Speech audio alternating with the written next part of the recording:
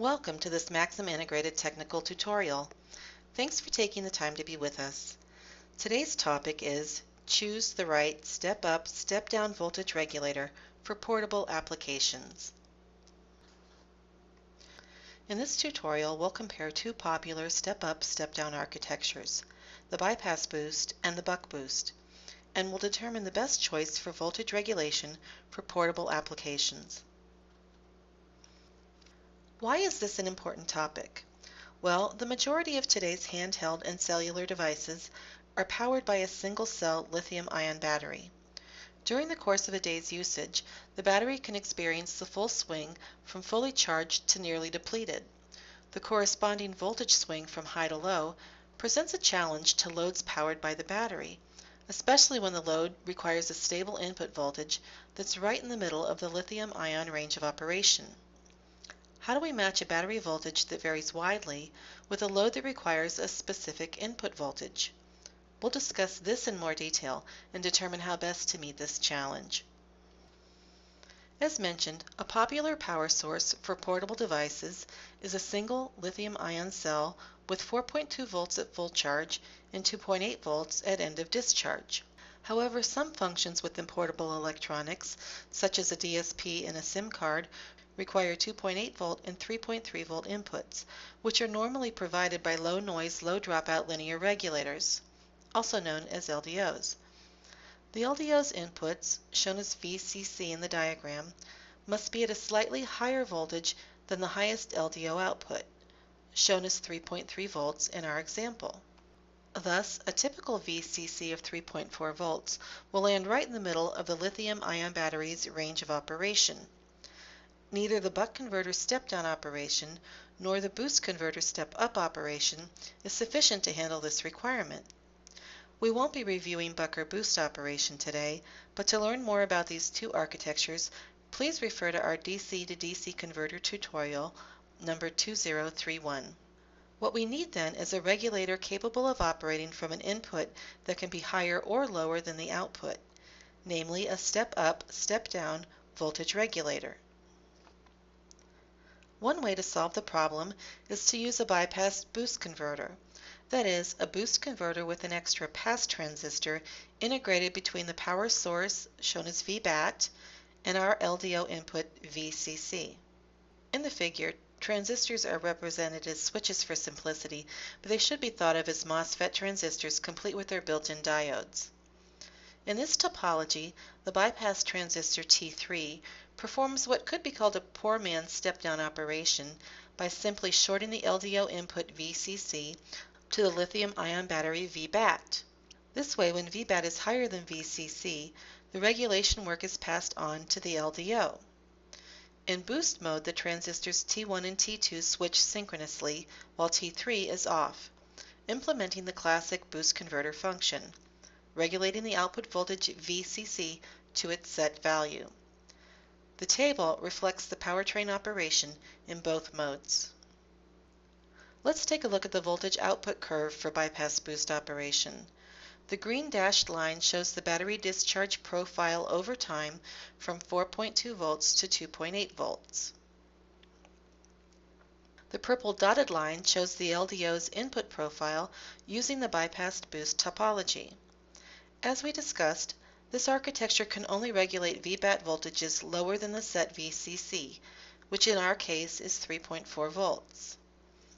In bypass mode, that is, where VBAT is greater than 3.4 volts, the converter stops regulating and the pass transistor turns on, directly connecting VBAT to VCC. Accordingly, the LDO input curve coincides with the battery voltage curve, except for a small drop across the transistor T3, until the 3.4 volt regulation level is reached. At this point, the boost operation kicks in, preventing the LDO's inputs from falling any further. Another solution is to use a buck boost converter. In a buck boost topology, the regulation is entirely switch mode, which provides high efficiency operation and continuous regulation. During step-down operation, the transistors T1 and T2 switch synchronously in true buck mode operation, delivering the energy to the output via the inductor L and the on transistor T3. During step-up mode, T3 and T4 switch synchronously with T1 on and T2 off, implementing the familiar synchronous boost architecture. The table reflects the powertrain operation in both modes. Now let's look at the buck boost voltage output curve. The green dashed line again shows the battery discharge profile in time from 4.2 volts to 2.8 volts.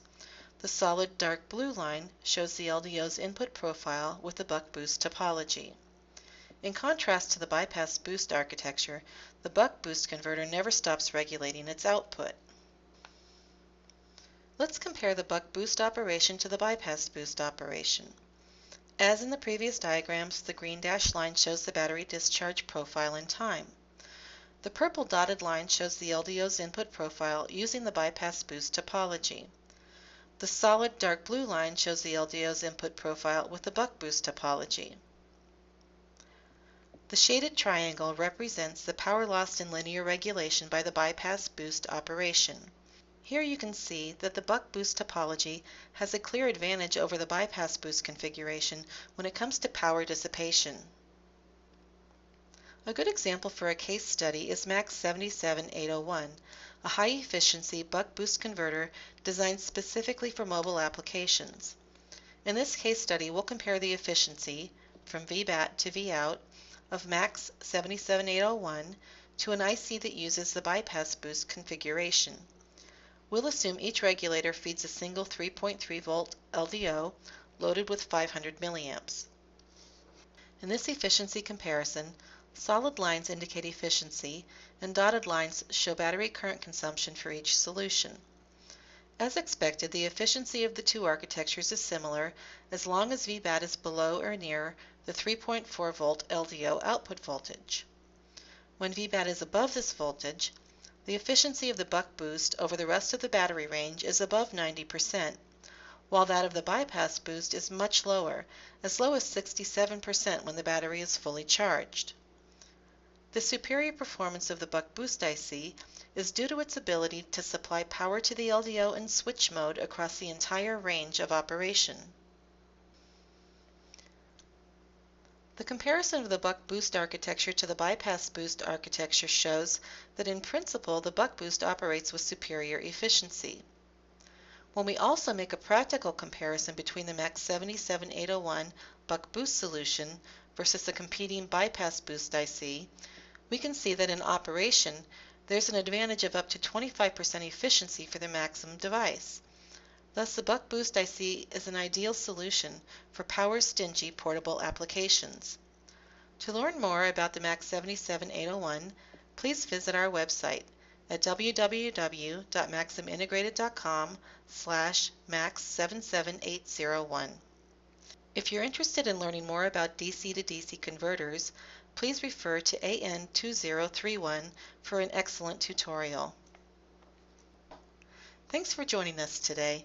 We hope you'll join us again soon for another tutorial or visit us on our website at www.maximintegrated.com.